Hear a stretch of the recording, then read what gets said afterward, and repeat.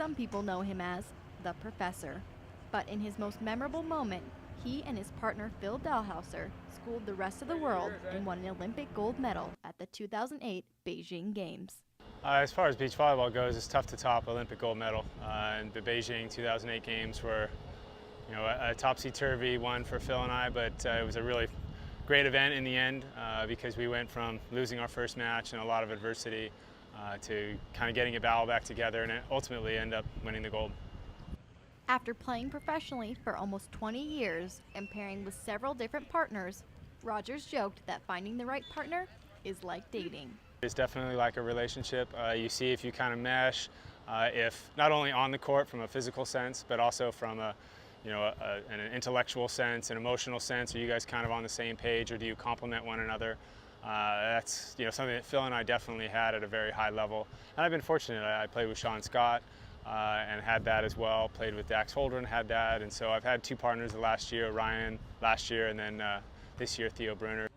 Rogers partnered with Theo Brunner in 2013, but their volleyball relationship started long before that. Actually recruited Theo to UCSB. I was coaching at UCSB for the indoor team and recruited him there and actually coached him for 2 years before I left the program. So I knew him from back when he was in high school, and when he came out here on the beach, watched him play. I think he's a great athlete. I remembered that from when I recruited him, and I think he's going to have a bright future on the beach. Rogers and Brunner are both very different players, but as a team, they're a good match. I think our strengths is when he's on as far as blocking. He can be a dominant blocker when he's on. It makes my job as a defender real easy.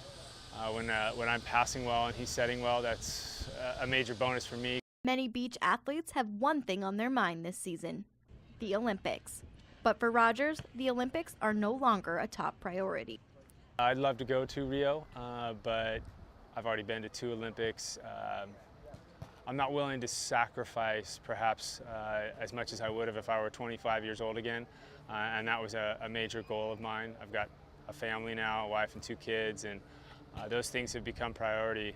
Todd certainly lives by the adage, the family that plays together stays together. He even has his own personal volleyball court as his backyard. It's really been a lot of fun with family and friends. Usually my son and I take my wife and my daughter on in intense family games, and they are actually very intense. And that's been a real joy for me.